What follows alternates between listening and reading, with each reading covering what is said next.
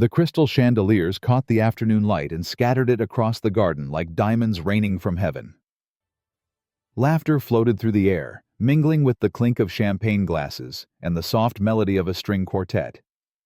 This was the Theodore estate. Old money, real power, the kind of wealth that didn't need to announce itself because everyone already knew. Waiters in crisp white uniforms moved like ghosts between guests draped in designer gowns and Italian suits. At the center of it all stood Sandra Theodore, the bride-to-be, her silk dress shimmering like liquid gold. She threw back her head and laughed at something her fiancé whispered, her ring catching the light, a diamond so large it could feed a family for a year. And then, it happened.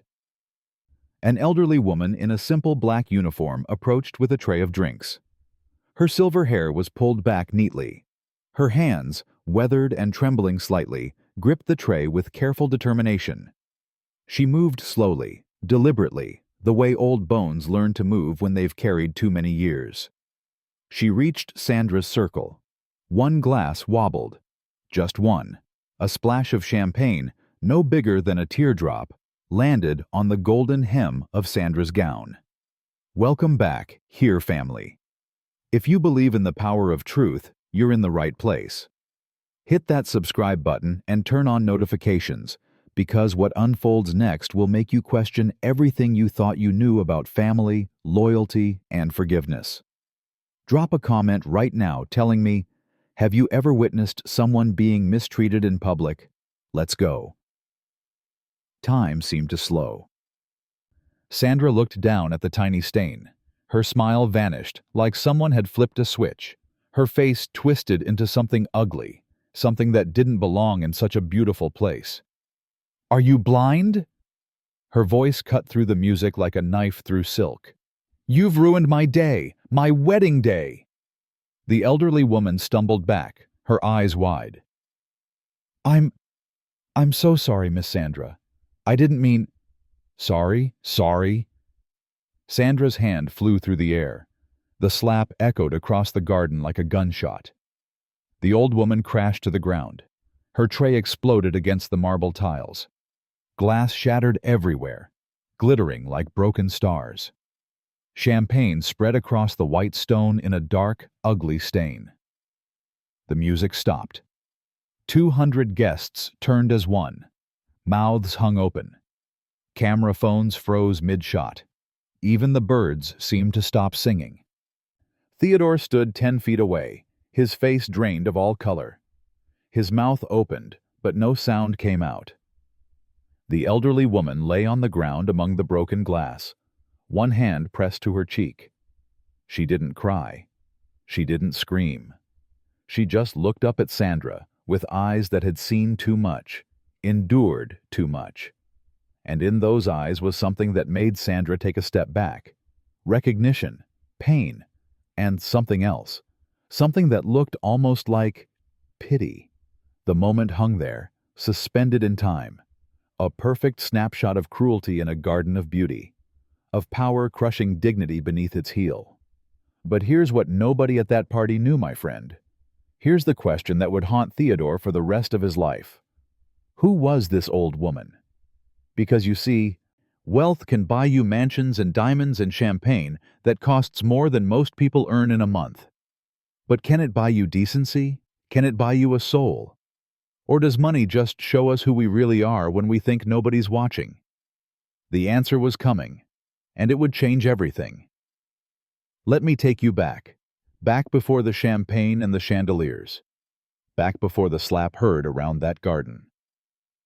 Back to where this story really begins. 27 years earlier. There's a small coastal town you've probably never heard of.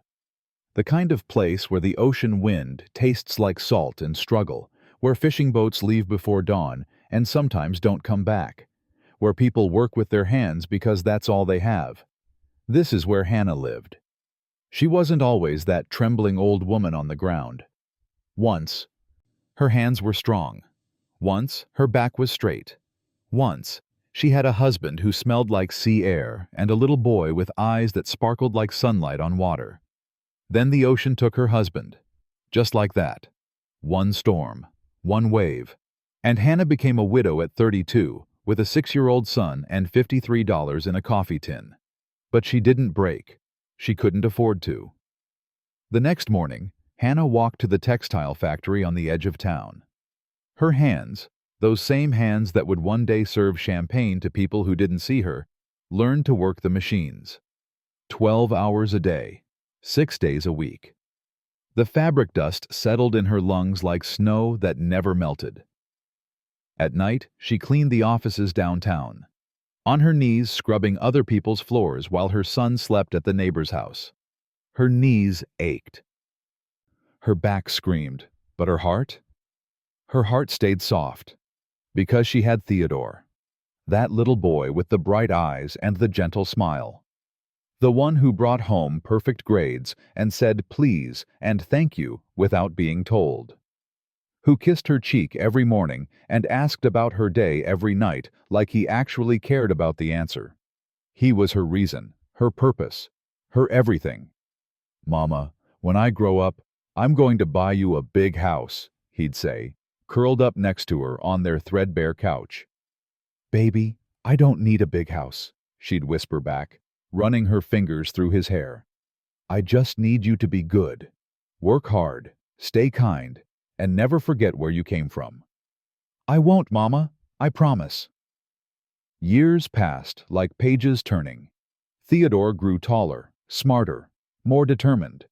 While other kids played, he studied. While other teenagers chased girls and parties, he chased scholarships. And Hannah? She worked harder, took extra shifts, sewed school uniforms for other people's children to pay for Theodore's textbooks, skipped meals so he could eat, walked 3 miles to work to save bus fare for his college applications. Her hair turned silver. Her hands grew rough as sandpaper. The lines around her eyes deepened like rivers cutting through stone. But when Theodore got that acceptance letter, full scholarship to the state university, she cried tears of pure joy. She held that letter like it was made of gold. The day he left for college, she stood on that cracked sidewalk outside their tiny apartment. Theodore, 19 years old and full of dreams, hugged her so tight she could barely breathe. "I'm going to make you proud, Mama." "You already have." "Baby, you already have."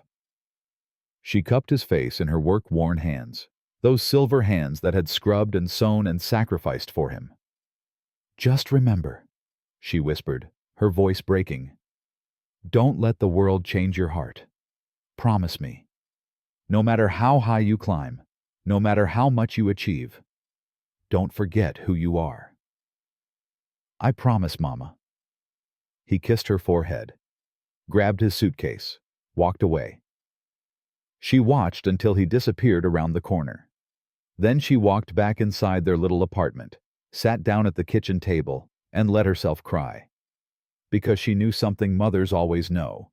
The world has a way of breaking promises, even the ones we make with our whole heart. The world didn't break Theodore's promise right away. No, it was patient. It waited. At university, Theodore lived in a basement room that flooded when it rained. He studied by lamplight because the overhead bulb had burned out and he couldn't afford to replace it. Between classes, he worked at a campus cafe. Nights, he delivered food on a bicycle that squeaked with every turn. He sent half of every paycheck home, every single one. "Mama, I'm doing fine." He'd lie over the phone, his stomach growling. "Don't worry about me."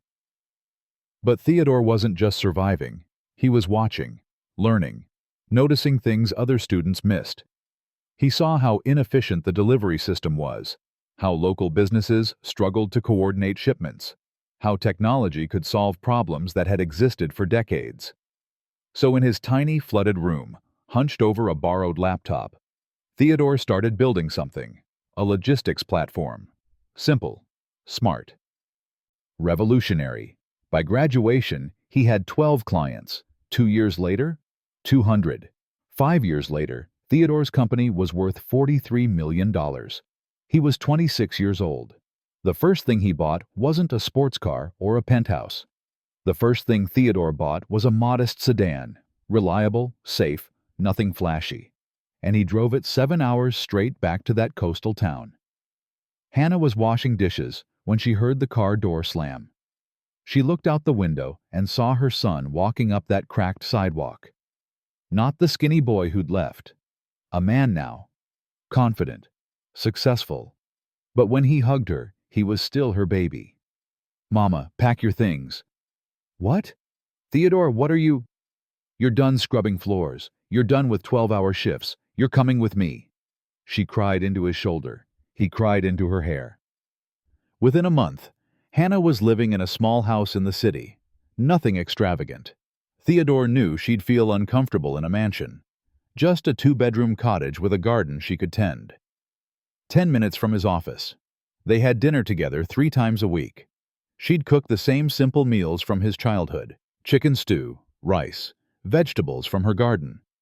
He'd sit at her kitchen table in his $1,000 suit and eat like it was the finest restaurant in the world.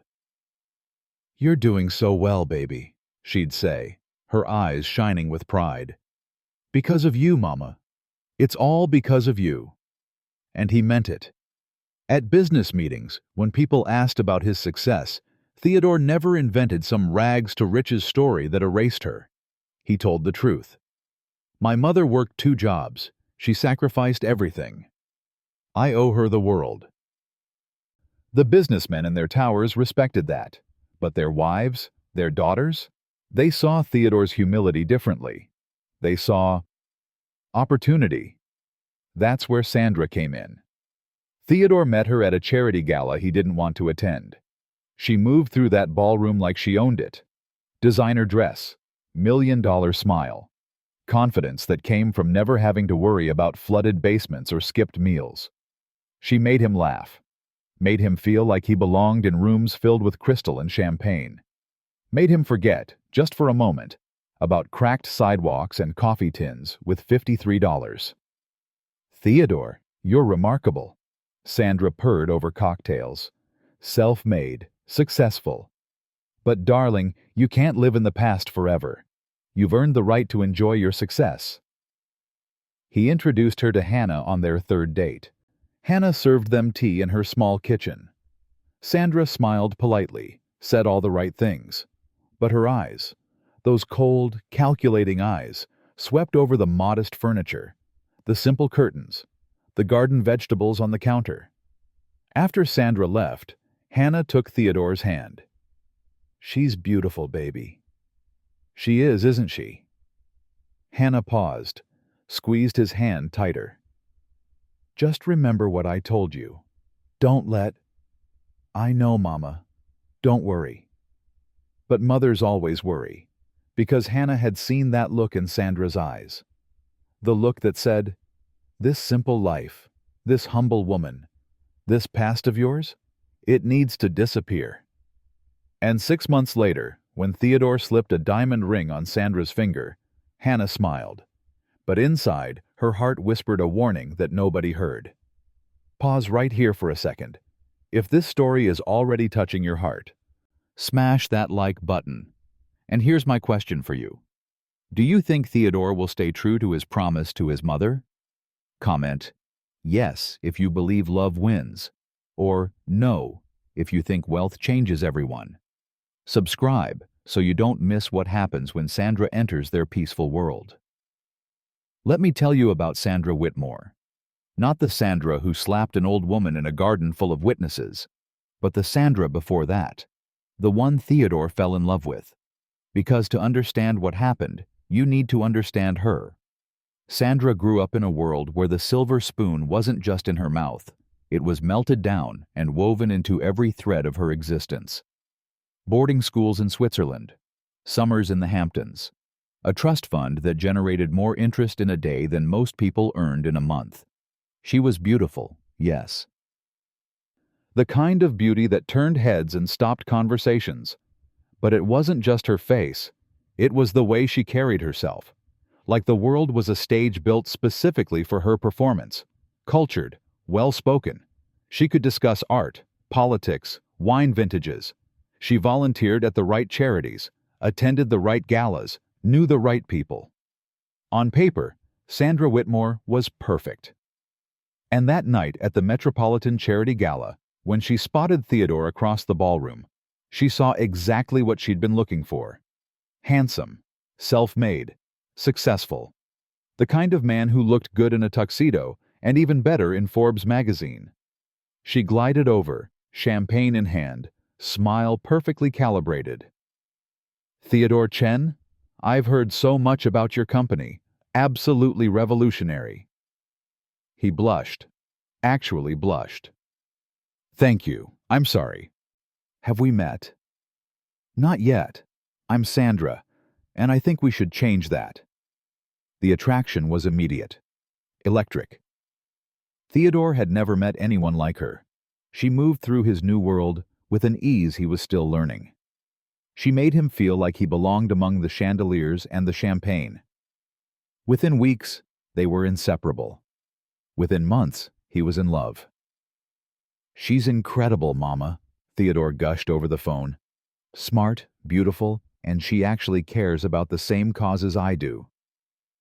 Hannah's silence lasted just a beat too long. "That's wonderful, baby. When do I get to meet her?" The meeting happened on a Sunday afternoon. Hannah had spent hours baking her special chocolate chip cookies, the ones Theodore had loved since childhood. She wore her nicest dress, cleaned the house until it sparkled, arranged fresh flowers from her garden. Sandra arrived in a car that cost more than Hannah's entire house. She stepped out in heels that clicked like tiny hammers against the walkway. "Mrs. Chen, how lovely to finally meet you." Sandra's smile was bright, professional, the kind of smile you'd give a hotel concierge. "Please call me Hannah. Come in, I made cookies." They sat in Hannah's modest living room. Sandra perched on the edge of the floral couch like she was afraid it might stain her designer dress. She accepted a cookie with perfectly manicured fingers, took one polite bite, and set it on the napkin. "Delicious," she said, the word somehow empty. Hannah asked about her family, her work, her interests. Sandra answered with practiced charm, but her eyes kept drifting to the worn carpet, the outdated television, the simple curtains. When Theodore excused himself to take a phone call, the silence between the two women grew thick. "You have a lovely home," Sandra finally said. "Thank you, dear. Theodore bought it for me. It's more than I ever dreamed of." "How sweet." Sandra's smile tightened. "Theodore is very devoted to his roots." Something in her tone made Hannah's chest tighten. After they left, Sandra waited exactly 30 seconds before turning to Theodore. "She's sweet, truly. But darling, that house, don't you think she'd be more comfortable somewhere quieter? Maybe a nice retirement community?" "Mama loves that house. She's 10 minutes from my office." Of course, of course." Sandra squeezed his hand. "I just worry about her. That neighborhood isn't exactly, well, you know." Later that week, Sandra met her best friend Melissa for lunch at an exclusive bistro. "So, you met the infamous mother?" Melissa leaned in, eyes gleaming. Sandra sipped her wine. "Sweet woman, hopelessly old-fashioned. Bless her heart, she served cookies on a plastic plate." They both laughed. Light, tinkling, cruel. "Can you imagine her at your wedding?" "Don't." Sandra shuddered. "Theodore insists she'll be there, front row. I'm already planning the seating chart around her." "Well, at least he's devoted." "He is, and I can work with that." Sandra's smile turned calculating. "Once we're married, I'll help him understand that moving forward sometimes means leaving certain things behind." 6 months later, Theodore proposed with a ring that made headlines. The tabloids went wild. "Tech titan finds love. A power couple's union. Self-made billionaire weds high society beauty." At the engagement party, Sandra's parents beamed. Theodore's colleagues applauded. Cameras flashed. And in the corner, wearing a dress she'd bought at a discount store, Hannah smiled. But her hands trembled around her glass of water. Because she'd heard that laugh at the lunch with Melissa. She'd seen that calculating look in Sandra's eyes, and she knew. The storm was coming. The storm Hannah felt coming didn't arrive with thunder. It arrived with wedding invitations printed on Italian paper that cost $30 each. The Theodore Whitmore wedding became the event of the season. Not just a celebration, a spectacle. The Grand Meridian Hotel, ice sculptures, orchids flown in from Thailand. A 7-tier cake that required structural engineering permits.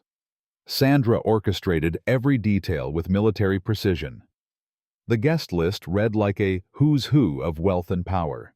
200 seats, not one empty. Hannah received her invitation in the mail like everyone else. She stared at it for a long time. Her name printed in elegant script that made her work-worn hands look even more out of place. Mrs. Hannah Chen. Row 1, seat 7. At least she'd be close. 3 weeks before the wedding, Hannah called Theodore. "Baby, I want to help." "Mama, you're a guest. You don't need to." "Please. I want my son's day to shine. Let me do something." Theodore's voice softened. "Okay, Mama. I'll talk to Sandra." Sandra's response came through Theodore, filtered and polite. "Of course Hannah can help. Tell her to come by the venue Thursday." We're doing the final walkthrough. Thursday arrived. Hannah took 2 buses to reach the Grand Meridian. She'd bought a new dress for the occasion, simple beige, practical, the nicest thing she could afford. She wanted to look presentable for her son's big day. The hotel lobby made her breath catch. Marble floors that reflected everything like still water. Chandeliers that looked like frozen waterfalls. Luxury so thick you could taste it. She found the ballroom where a small army of wedding planners swarmed like elegant bees. Sandra stood at the center in designer athleisure that cost more than Hannah's monthly rent, directing traffic with her phone and a clipboard. "Hannah!" Sandra's smile clicked into place. "So glad you could make it. Theodore said you wanted to help?" "Yes. Anything you need." Sandra's eyes swept over Hannah's beige dress, her sensible shoes, her nervous hands clutching a worn purse. "Well," Sandra tapped her perfectly manicured nail against her lips. "The catering staff could use an extra set of hands. Final tasting is today. Perhaps you could help serve?" Hannah blinked. "Serve? Is that a problem?" No. Of course not." So Hannah found herself in the hotel kitchen, wearing an apron over her beige dress, helping arrange canapes on silver trays, while Sandra's friends tasted and critiqued from velvet chairs. Sandra's mother, Victoria Whitmore, arrived in a cloud of perfume and judgment. She watched Hannah carry a tray of champagne flutes, her expression souring. "Sandra, darling," Victoria's voice carried across the ballroom. "Is that Theodore's mother?" "Yes, mother." She insisted on helping. Victoria's laugh was sharp as broken glass. "How quaint. A servant mother-in-law. I suppose we should be grateful she's not cooking the meal herself." The other women tittered. Polite. Vicious. Hannah's hands trembled, but she didn't drop the tray. She'd carried heavier burdens with steadier hands. She'd endured worse with a smile. She set down the champagne, excused herself quietly, and found a service hallway where no one could see her wipe her eyes. But she didn't leave. She couldn't. This was her son's wedding. His day. His happiness. So Hannah Chen straightened her beige dress, lifted her chin, and walked back into that ballroom. She helped arrange flowers. She folded napkins into swans. She polished silverware until it gleamed. And when Sandra's friends whispered and Victoria smirked, Hannah pretended not to notice. That night, Theodore called. "Mama, Sandra said you were amazing today. Thank you." Hannah smiled into the phone. "Anything for you, baby." She didn't mention the laughter, the looks, the mother-in-law comment that had cut deeper than any slap. She just said, "I can't wait to see you get married." "Front row, Mama. You'll have the best seat in the house." "I know, baby. I know." The morning of the wedding arrived with sunlight that poured through those massive hotel windows like liquid gold. The chandeliers caught every ray and multiplied it 1,000 times. The ballroom transformed into something from a fairy tale. Hannah arrived early, wearing the same beige dress, pressed, perfect, dignified. She'd spent an hour making sure every thread was in place. She stood in the empty ballroom, just for a moment, and watched the light dance across the marble floors. Everything was perfect. Everything was beautiful. And Hannah whispered a prayer that barely made it past her lips. Please, God, let today be filled with nothing but joy. But prayers don't always get answered the way we hope. Sometimes they don't get answered at all. Because in just a few hours, in this very ballroom, among these very chandeliers, Hannah would be on her knees in broken glass, and the slap that stopped the world would echo through this perfect, beautiful space. The storm wasn't coming anymore. It was here. Hannah just prayed for joy. But we already know what's coming. Before we reveal the moment that changes everything, tell me in the comments, what would you do if someone disrespected your mother like this? And if you're watching this thinking about your own mother, call her, text her, tell her you love her, because this next chapter will show you why that matters. Stay with me. The ceremony had been flawless. Sandra walked down that aisle like a goddess descending from Olympus. Her dress, custom lace that had taken 6 months to create, caught the light with every step. Diamonds at her throat, diamonds in her hair, diamonds everywhere. Theodore waited at the altar with tears in his eyes. Happy tears, the kind that come when a man thinks his life is finally complete. I do. I do. The kiss, the applause, the shower of rose petals that cost $40 per handful. Mr. and Mrs. Theodore Chen. The reception began like a dream. The ballroom doors opened to reveal perfection. Ice sculptures hadn't melted. Orchids hadn't wilted. The 7-tier cake stood like an edible monument to wealth and taste. Sandra held court at the center of it all, accepting congratulations like a queen receiving tribute. Her friends surrounded her, their laughter musical and sharp. Theodore had been pulled away by business associates, handshakes, backslaps, the kind of networking that happens even at weddings. And Hannah? Hannah was exactly where she'd been all day, helping. The catering supervisor had been short-staffed. One server called in sick. Another's car broke down. When Hannah offered to assist, just to make sure her son's day stayed perfect, they'd gratefully accepted. So there she was, 73 years old in her simple beige dress, carrying a crystal tray of red fruit punch through a sea of designer gowns and $1,000 suits. Her hands trembled. They always did now. Age and arthritis, making even simple tasks difficult. But she was careful.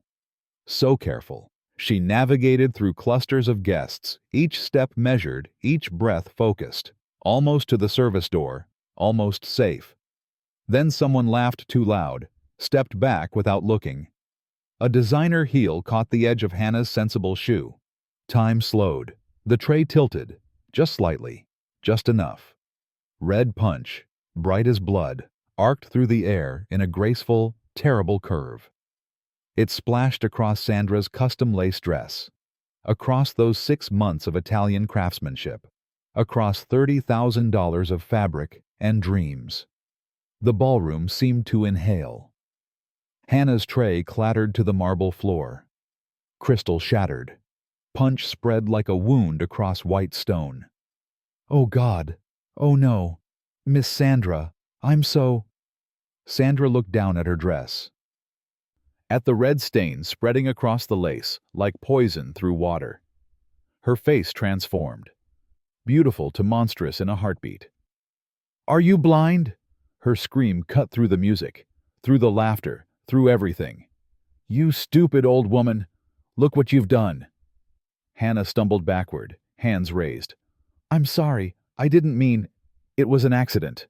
An accident? Sandra advanced like a storm. You've ruined everything. My dress, my day, my wedding. Please, Miss Sandra, I can— You useless old woman. Sandra's hand flew through the air.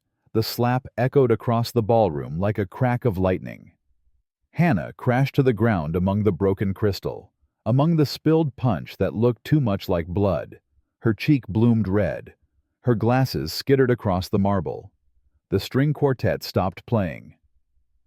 200 guests turned as one. Forks froze halfway to mouths. Champagne glasses hung suspended.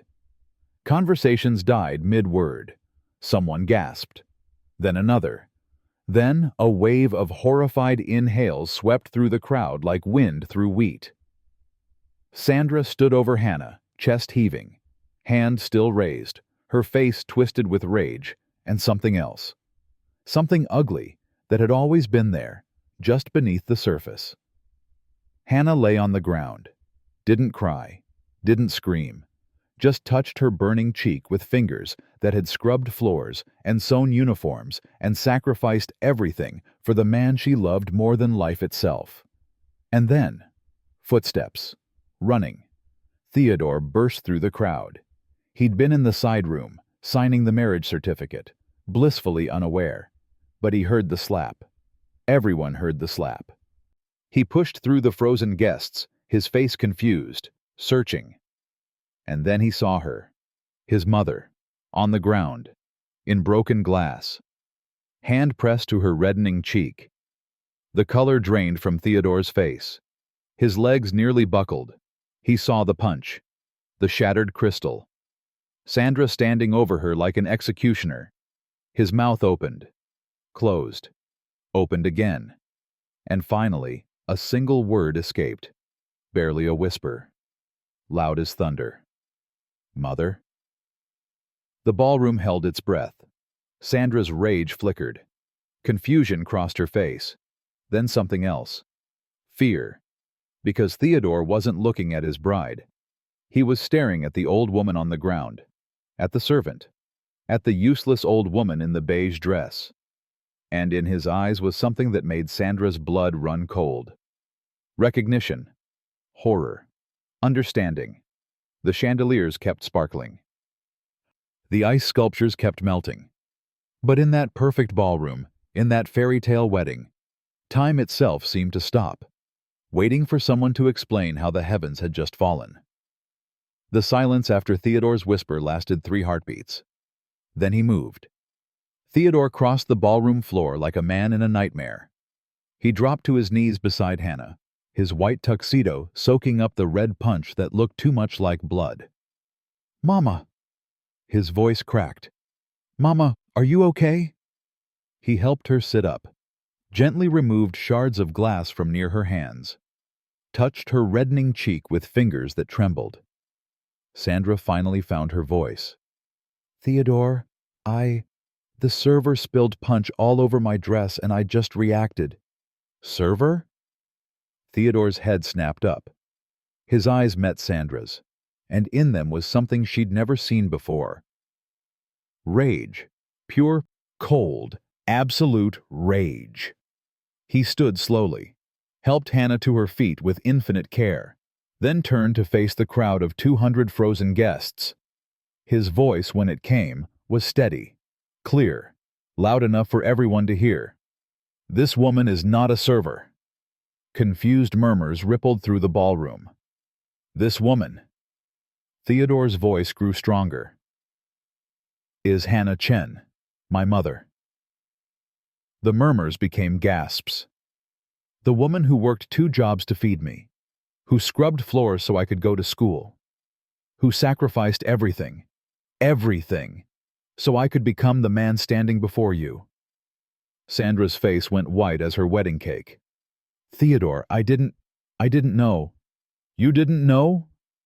Theodore's laugh was bitter as poison. "You met her, multiple times, at her house, at our engagement party, but you didn't recognize her because she was wearing an apron? Because she was serving you? She never said because I asked her to help. Because she wanted to make my day perfect." Theodore's voice rose. "And you called her useless. You called her a stupid old woman. You hit her. Camera phones appeared like flowers blooming, dozens of them, recording everything. Sandra reached for him. Darling, please, I made a mistake. I thought she was just... Just what? Theodore's voice dropped to something dangerous. Just a servant? Just someone beneath you? Just someone not worthy of basic human decency? Victoria Whitmore pushed through the crowd. Theodore, you're overwrought. Sandra made an error in judgment, but surely we can... An error? Theodore rounded on her. Your daughter just struck my 73-year-old mother in front of 200 people. The guests pressed closer. Phones held high. This was better than any reality show. This was real blood in the water. Sandra's perfect composure shattered.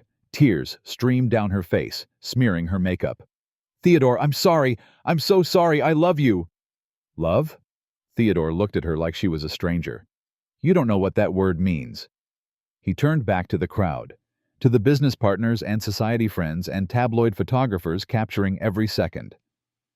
Ladies and gentlemen, his voice carried across the ballroom. I apologize for the disruption, but there will be no wedding today.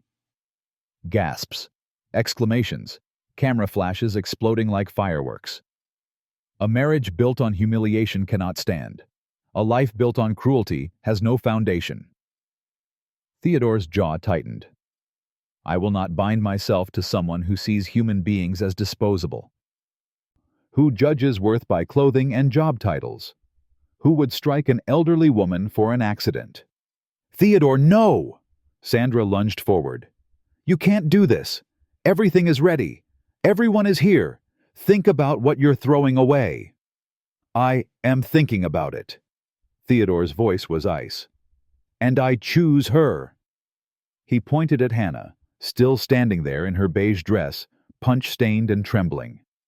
I choose the woman who taught me that wealth means nothing if you abandon your humanity. I choose the woman who showed me that kindness costs nothing and means everything. I choose my mother. The ballroom erupted, voices overlapping, cameras flashing. Sandra collapsed into a chair, sobbing. Victoria tried to salvage something, anything, but the vultures were already circling. This is a disaster, someone whispered loudly. Did you get it on video? The Whitmore girl just destroyed herself. That poor old woman, on the ground like that. And in front of everyone. Theodore signaled to security. Please escort Mrs. Whitmore and her family to their cars. The reception is over. You can't do this to me, Sandra screamed as security approached. Do you know who I am? Who my family is? I know exactly who you are, Theodore said quietly. That's why I'm leaving. As security led Sandra away, her screams echoing, her makeup running, her perfect wedding crumbling like sandcastles in the tide, Theodore returned to his mother. Hannah touched his face with her work-worn hand, the same hand that had been slapped minutes before. Baby, she whispered, I'm okay. Don't let bitterness rule your heart. Mama, she hit you. I know. Hannah's eyes filled with tears. But I also know what hate does to a soul. I've seen it. Don't let it win. Not with you. Not with my son. Theodore pulled her close. This woman who had given him everything, who had suffered everything, who even now, with her cheek still burning, was worried about his heart more than her own pain. Around them, guests filed out, some sympathetic, most hungry for gossip. The story was already spreading. The slap heard around the world, the wedding that ended in ashes, the mother who changed everything, and in the empty ballroom, surrounded by melting ice sculptures and wilting orchids, Theodore held Hannah and whispered words that sounded like prayers. Or maybe promises. Never again, Mama. Never again will anyone make you feel less than the queen you are. This is the moment millions watched go viral. If you felt that in your soul, hit the like button. Here's what I want to know. Was Theodore right to cancel the wedding publicly? Comment justice if you think Sandra got what she deserved, or too far if you think he should have handled it privately. Share this video with someone who needs to remember that no amount of wealth excuses cruelty. The video hit social media 17 minutes after the slap. Someone's aunt uploaded it to Facebook, then Twitter, then Instagram, TikTok, YouTube. By midnight, it had 10 million views. By morning, 50 million. The slap heard around the world wasn't just a phrase anymore. It was reality. The headlines came fast and merciless. Bride attacks elderly server, then discovers she's the groom's mother. Entitled heiress humiliates mother-in-law at wedding. The slap that ended a marriage before it began. Sandra's face, twisted in rage, hand raised, standing over Hannah, became a meme. A symbol. A cautionary tale about privilege and cruelty. Her Instagram comments flooded with fury. Thousands of messages, tens of thousands. "You're disgusting. How dare you hit an elderly woman? Karma is coming for you." By day 2, her sponsors started dropping. The luxury brands that had paid her to pose with their handbags and wear their jewelry. Gone. Contracts terminated. PR statements about not aligning with our values. Her charity board positions? Revoked. Her society friends? Suddenly unavailable. The tabloids that had celebrated the power couple's union now ran different headlines. Sandra Whitmore, from society darling to social pariah. The fall from grace, how one slap destroyed everything. And underneath every article, every video, every post, comments by the thousands. But not all of them were about Sandra. Many were about Hannah. That elderly woman's dignity broke my heart. She didn't even cry, just looked up with such grace. This is someone's mother. Unforgivable. 3 days after the wedding, that wasn't, Theodore held a press conference. He stood at a podium, no longer in a tuxedo, but in a simple suit. Tired. Older somehow, but resolute. "I'm here to address the events of Saturday." His voice was steady. "The woman you saw struck in that video is Hannah Chen, my mother. The most important person in my life." Cameras flashed like lightning. "She worked 2 jobs to raise me. She sacrificed everything so I could have opportunities she never had. She is the reason for every success I've achieved. And on what should have been one of the happiest days of my life, she was humiliated and physically assaulted." A reporter called out, "Are you pursuing legal action against your former fiancé?" "My mother has asked me not to. But I want to be clear. The marriage has been annulled. There is no union. There never will be. Do you have a message for Sandra Whitmore?" Theodore paused. His jaw tightened. "I hope she learns what my mother tried to teach me from the day I was born. That how you treat the most vulnerable among us defines who you truly are." And she failed that test spectacularly. The press conference ended, but the story didn't. Hannah became an unexpected symbol. Grace under fire. Dignity in the face of cruelty. Networks wanted interviews. Morning shows called. Publishers offered book deals. She declined them all. "I'm not a hero," she told Theodore quietly. "I'm just a mother who got hit. There's nothing special about that." But the world disagreed. A famous journalist finally convinced her to do one interview. Just one. Hannah sat in a simple chair, wearing a simple dress, looking small and tired. "How do you feel about Sandra Whitmore?" the journalist asked gently. Hannah was quiet for a long moment.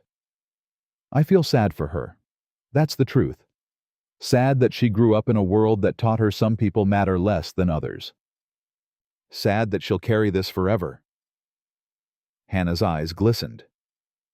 "I've been hit before. Life hits all of us. This isn't the worst pain I've endured." "What is?" "Watching my son's heart break. That hurt more than any slap." The interview went viral too, but for different reasons. People saw grace, forgiveness, the kind of strength that doesn't need to scream. But at night, alone in her small house, Hannah sat in her kitchen and touched her cheek. The bruise had faded to yellow-green. It would disappear soon. The memory wouldn't. She prayed like she'd prayed her whole life. Simple prayers. Honest prayers. Give me peace, not bitterness. Help me forgive. Help her find her way.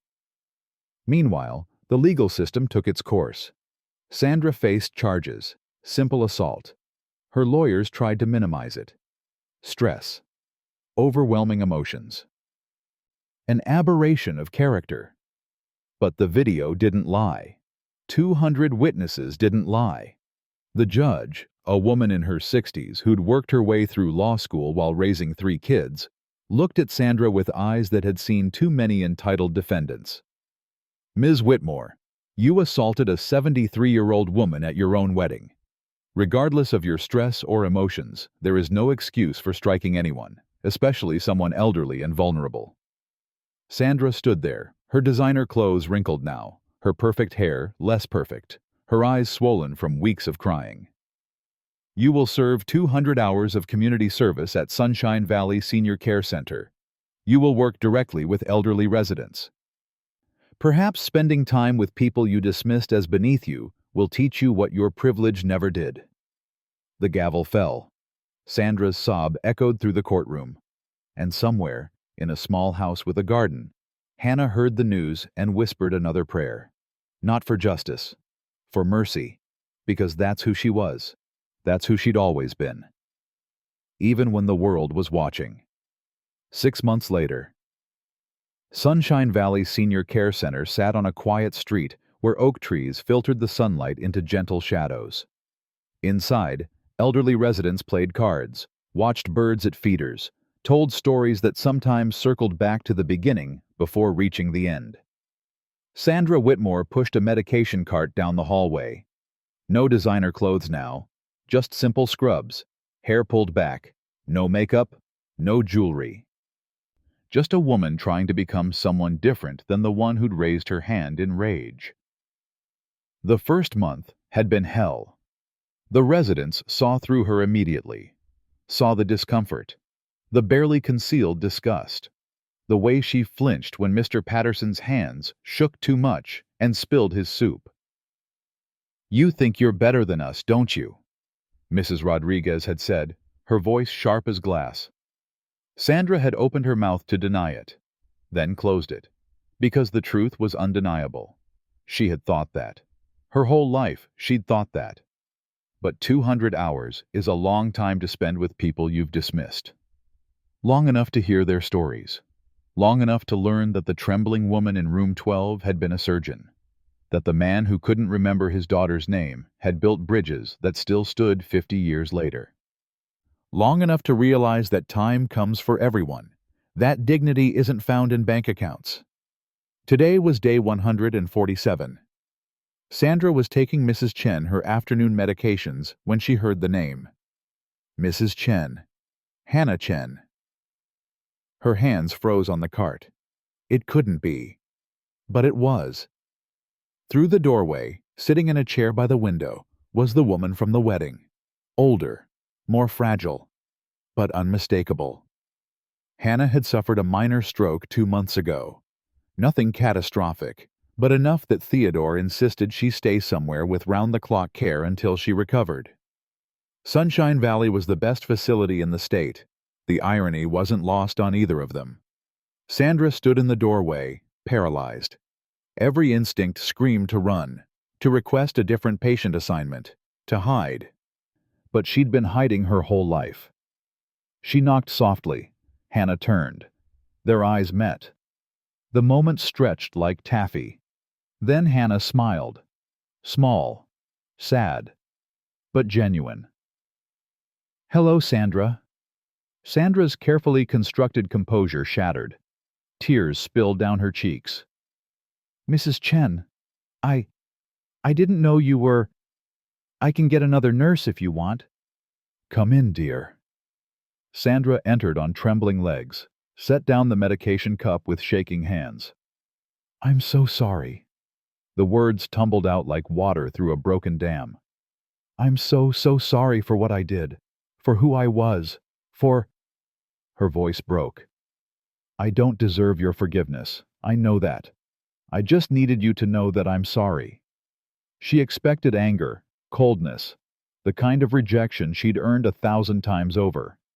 Instead, Hannah reached out her weathered hand, the same hand that had touched her burning cheek that terrible day, and placed it on Sandra's shoulder. "Forgiveness is not weakness, Sandra. It's freedom." "But I hit you. In front of everyone. I called you." Sandra couldn't even say the words. "I know what you called me. I know what you did." Hannah's grip tightened slightly. "But I also know what hate does to a heart. It eats you from the inside, turns you into something hollow. I won't let that happen to me, and I won't let what you did define who you become." Sandra collapsed into the chair beside Hannah's. Sobs racked her body. 6 months of shame and regret and transformation pouring out. Hannah let her cry, didn't try to stop it, just sat there, her hand steady on Sandra's shoulder, offering something Sandra had never truly understood until now. Grace. When the tears finally slowed, Sandra looked up with red, swollen eyes. "How? How can you forgive me?" Hannah smiled that sad, knowing smile. "Because someone once taught me that we're all one bad moment away from being the villain in someone else's story. And because holding on to anger would hurt me more than it would ever hurt you." They sat in silence, not comfortable, but not hostile either. Just two women on opposite sides of a chasm, finding the first stones to build a bridge. Theodore came to visit that evening. He found them sitting together, Hannah showing Sandra photos from his childhood. Sandra laughing, actually laughing, at a picture of 5-year-old Theodore covered in mud. He stopped in the doorway, stunned. Hannah looked up. "Baby, you're here. Come meet my new friend." Sandra stood quickly, nervous. "Theodore, you forgave her?" His voice held disbelief. Wonder. Hannah nodded. "I did." "How, Mama? After everything?" "Because forgiveness heals deeper than punishment ever could." Hannah's eyes held wisdom earned through decades of hurt and grace. "Anger would make me feel powerful for a moment. But forgiveness?